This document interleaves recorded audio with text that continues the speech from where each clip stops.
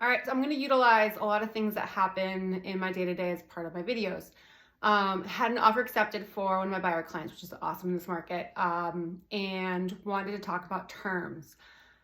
It's not always about price point. That's what a lot of sellers do care about, price point, but you'll hear, your agents or listing agents say, oh, the terms are better. And I have a lot of clients who are like, what are terms?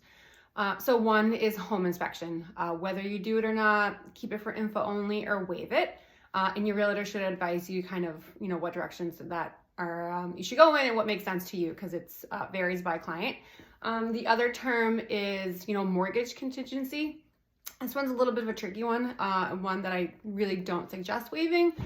Essentially, you're putting all your deposits at risk and saying, you know what, I know I'm good, I'm solid, and this won't fall through. Again, one that I don't really highly advise. Other terms are closing date.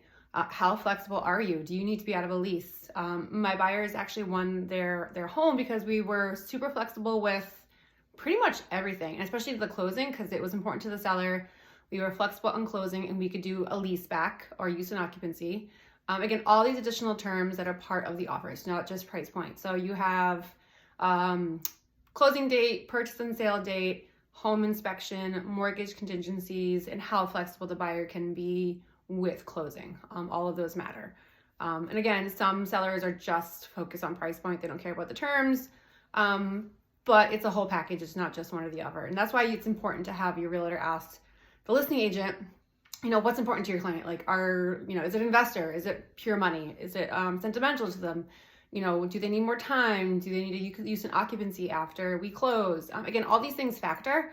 And I've had many buyer clients win offers that are just not based on price point. So again, all these options to review, all the contingencies and terms and all the other stuff. So any questions, you know what to do. All right, have a good one.